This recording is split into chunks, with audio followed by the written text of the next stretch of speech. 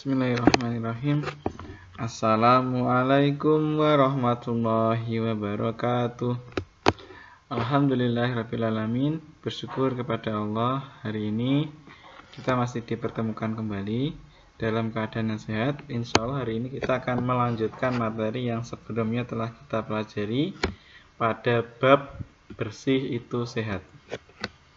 Salawat serta salam kita haturkan kepada junjungan kita Nabi besar Nabi Muhammad SAW. Semoga salawat yang senantiasa kita berikan kepadanya menjadi sebab Rasulullah memberikan pertolongan kepada kita semua. Amin ya rabbal alamin. Baik anak-anak, sebelum kita mulai belajar pendidikan agama Islam pada pagi hari ini, kita berdoa terlebih dahulu agar Allah mudahkan materi hari ini dan Allah berikan manfaat ilmu yang kita pelajari hari ini. Istidah dan doaan. Asyhadu an la ilaha illallah wa asyhadu anna Muhammadar Rasulullah. Raditu billahi rabba wa bil islami dina wa bi Muhammadin nabiyya wa rasulah. Rabbi zidni ilma warzuqni fahma. Amin ya rabbal alamin.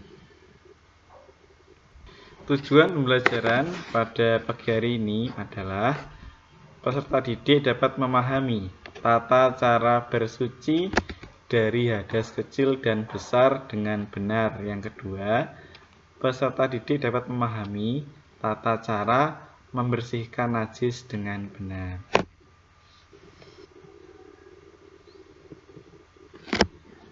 Sebelum Pak Kolis menjelaskan lebih jauh, Pak Kolis ingin menyampaikan terlebih dahulu pendahuluan materi kita pada pagi hari ini.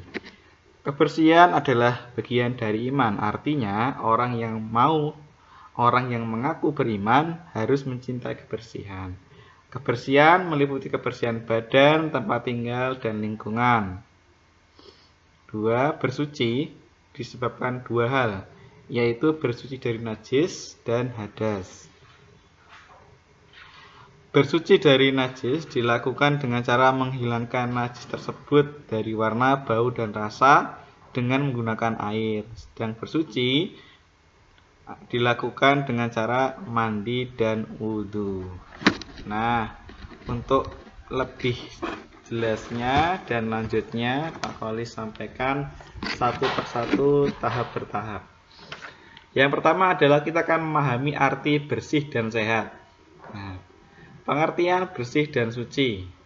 Ada perbedaan. Bersih dan suci itu tidak sama, berbeda. Bersih artinya terbebas dari kotoran. Suci artinya terbebas dari hadas dan najis. Nah, tahu bedanya ya? Kalau suci terbebas dari kotoran, kalau bersih terbebas dari kotoran, sedangkan suci terbebas dari hadas dan najis. Jadi suci itu sudah pasti bersih, kalau bersih belum tentu suci. Berikutnya adalah pembahasan terkait najis dan hadas. Yang pertama Pak Kolis sampaikan najis. Najis adalah kotoran yang menjadikan terhalangnya seseorang beribadah pada Allah. Seperti contoh terkena jilatan anjing, tidak bisa, itu najis.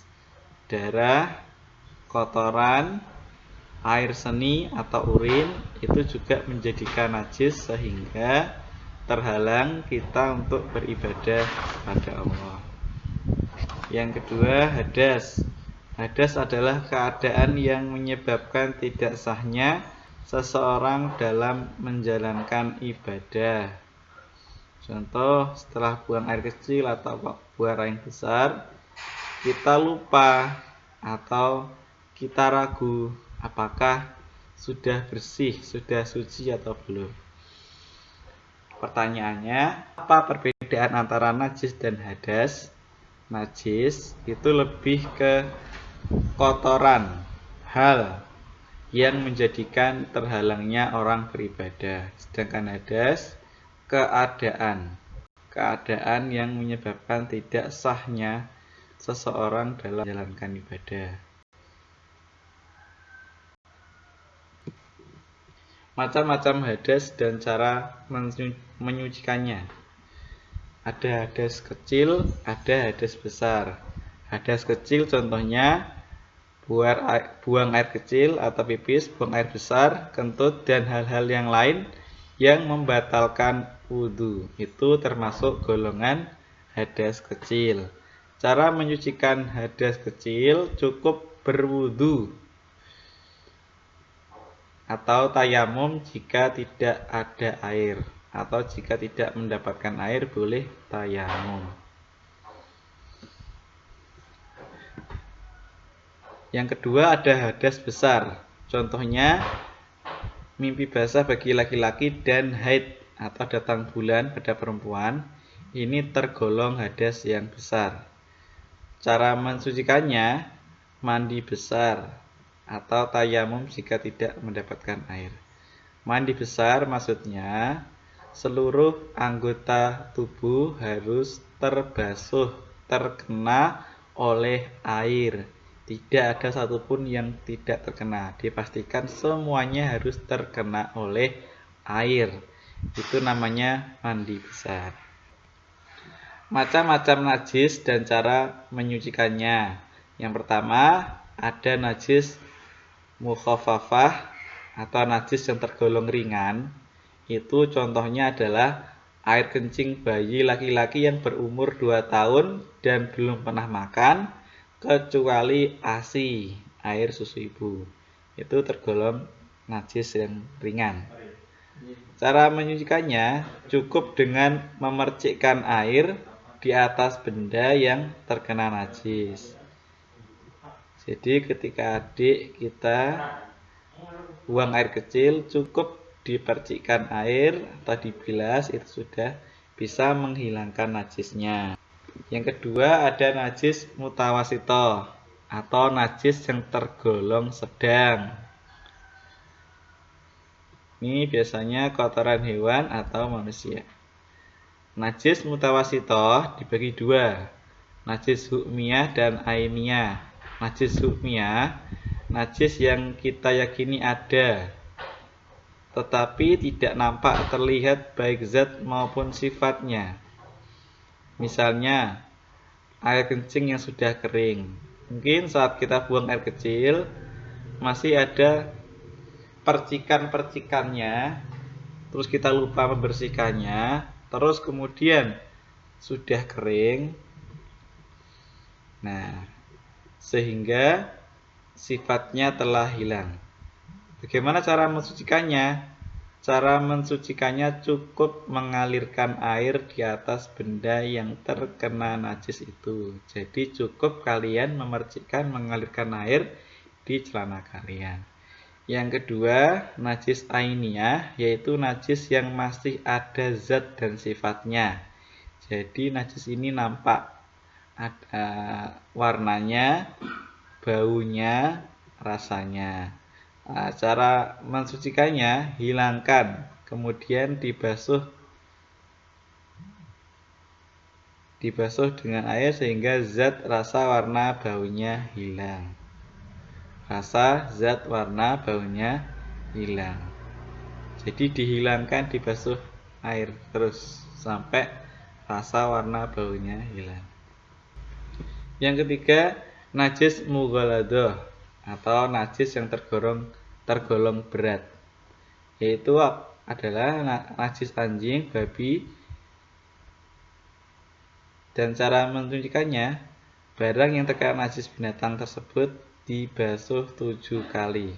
Jadi kalau terkena liur dari anjing dan babi, cara menyucikannya adalah dibasuh 7 kali dan salah satu di antaranya dicampur dengan tanah atau debu. Ketika kita akan melaksanakan sholat, maka harus dipastikan kebersihan, kesuciannya dulu. Mulai dari badan kita. Dipastikan badan orang yang mau melaksanakan sholat harus bersih dan suci. Kedua, pakaian yang kita gunakan haruslah pakaian yang bersih dan suci. Pun tempat ibadah kita juga kita pastikan tempat yang bersih dan suci.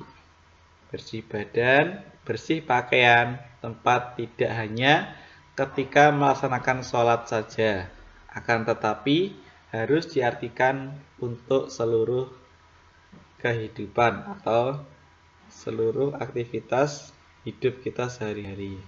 Terima kasih, semoga bermanfaat. Untuk bab ini anak-anak tidak ada tugas, cukup dibaca dan disimak, karena setelah ini kita akan fokus latihan-latihan soal untuk mempersiapkan tes.